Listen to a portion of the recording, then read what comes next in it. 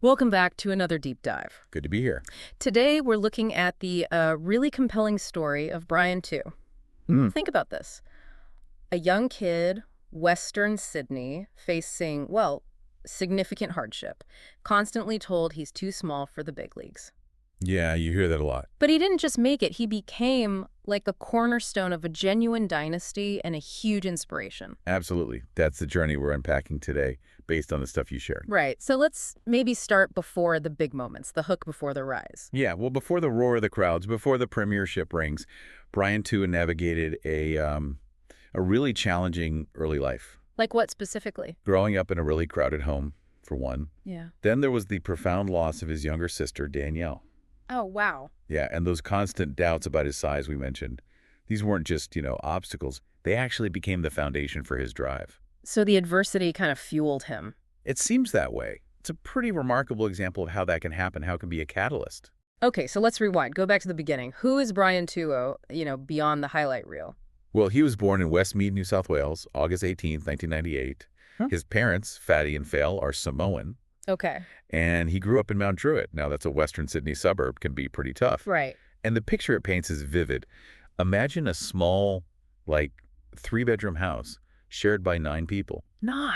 Wow. Yeah, Brian, his 6 siblings, Mm-hmm. and his parents actually gave up their bedroom. They slept in the lounge room. No way. Yeah.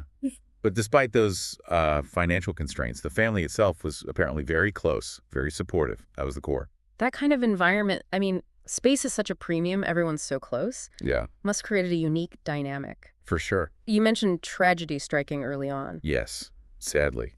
Just before his 10th birthday, Brian faced the devastating loss of his younger sister, Danielle. She passed away from cancer. Oh, man, that's incredibly young. It is. And that event, understandably, had a profound impact on him. It became a central motivation in his life, something he often points to as a driving force. I can't even imagine that kind of loss at that age. How did that, combine with his background, shape where he went next? Well, it seems the memory of his sister and also seeing the sacrifices his parents were making daily really fueled his ambition. Right. He actively chose to avoid some of the negative influences you might find in that kind of neighborhood. Focused hard on school and rugby league. And the family backed that. Heavily. Huge family support. And even when he faced setbacks in sport, like being overlooked for junior rep teams time and again. And the too small thing again. Exactly. Being told he just didn't have the size for professional rugby. Yeah. But his resilience, which you could argue was forged in those early hardships, it just intensified. So the rejections didn't break him. Quite the opposite, it seems.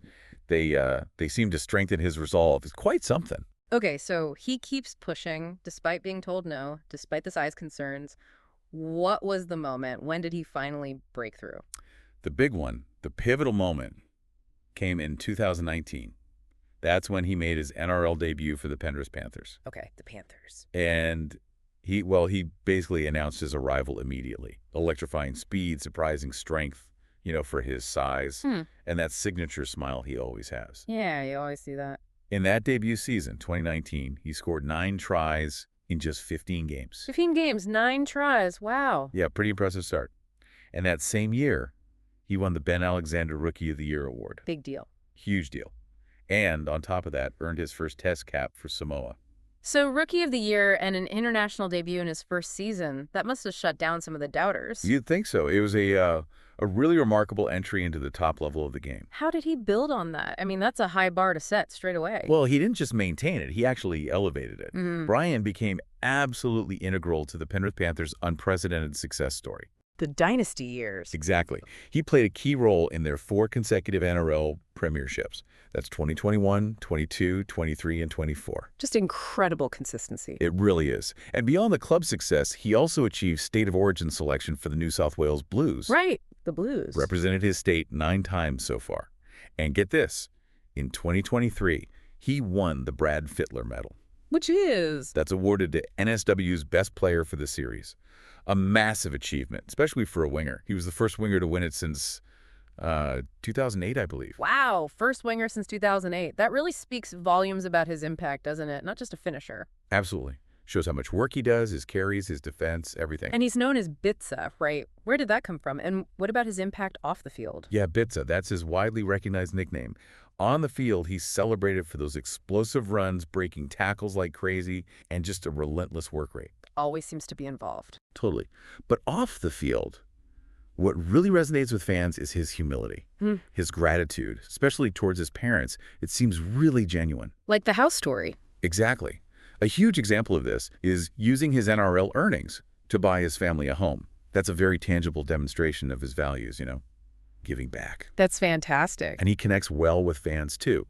Strong social media presence, shares family stuff, career highlights, lets people see the person behind the player, shows his appreciation for his roots. That act of buying the home, it really hammers home how important family is in his story. So where's Brian 2 now, looking ahead into, say, 2025? Well, as of now, 2025, Brian 2 is still very much a star winger for Penrith. Star player, full stop. Still tearing it up. He's played over 120 NRL games now, scored 83 tries, and he's signed with the Panthers through the end of 2027. So locked in. Locked in. And he continues to represent both New South Wales in origin and Samoa internationally, so juggling both stages. And he's still young, relatively speaking. He's 26. Generally considered, the peak years for a winger for an outside back.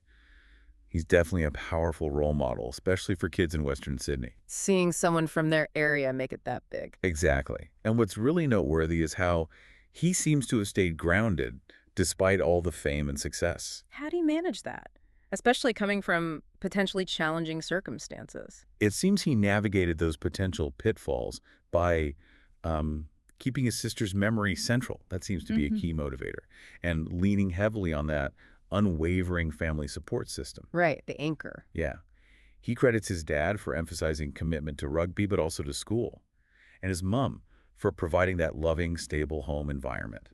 It all played a crucial role in keeping him disciplined, focused. So it sounds like family wasn't just important early on. It's been this constant thread, this essential anchor throughout his whole journey. Absolutely. And looking back at those early hurdles you mentioned, losing his sister, the tough environment, money struggles, they seem to have instilled this incredible inner strength. It certainly appears that way. And when you stack up his biggest achievements, it's not just the team stuff like the premierships or the prestige of origin, which are huge, obviously. Right. But think about being Penrith's top try scorer in 2023. 21 tries that season. And the stats that go with it, like 24 line breaks, 109 tackle breaks, over 4,600 running meters. It's a massive workload. Huge. Those individual numbers, combined with the team's success, they really highlight his evolution into a truly elite player who performs consistently at the very highest level. Okay, so when we pull it all together, Right. what's the core message? What's the essence of Brian 2's story for you? It feels like more than just, another sports narrative. I think what's truly compelling, for me anyway, is the way he's channeled personal tragedy and those significant early pressures into such extraordinary achievement. His journey really powerfully illustrates that your starting point doesn't have to dictate your destination, His resilience. It seems so deeply rooted in his family and that commitment to honoring his sister. It provides a really valuable insight, I think, into the kind of inner strength that can drive success really in any field. It really does make you think, doesn't it, about the unseen forces shaping athletes or really any high achievers.